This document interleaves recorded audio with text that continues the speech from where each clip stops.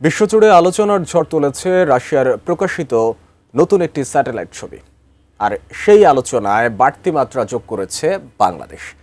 কারণ ছবিতে বাংলাদেশ সহ দক্ষিণ এশিয়ার বিভিন্ন দেশকে দেখা গেছে রহস্যময় সবুজ আভায়।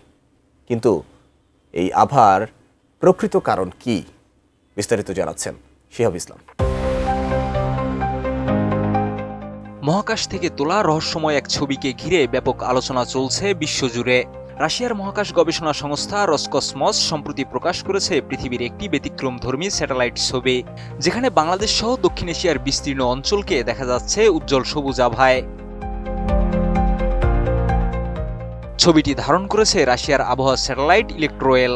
তবে এই সবুজ রং কোনো প্রাকৃতিক দৃশ্যের সরাসরি প্রতিফলন নয়, বরং এটি মূলত বৈজ্ঞানিক বিশ্লেষণের ফলাফল।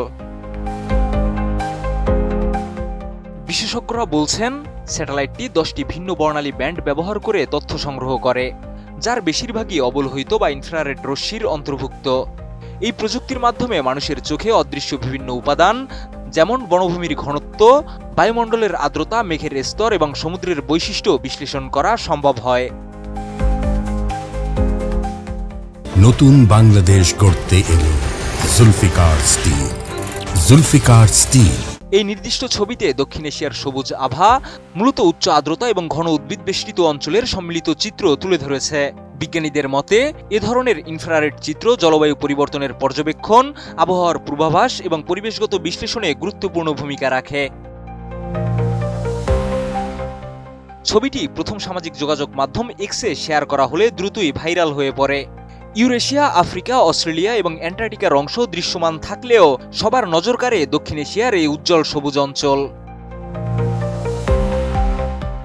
এদিকে এই ঘটনাকে কেন্দ্র করে রাশিয়ার ক্রমবর্ধমান মহাকাশ সক্ষমতার বিষয়টিও আলোচনায় এসেছে।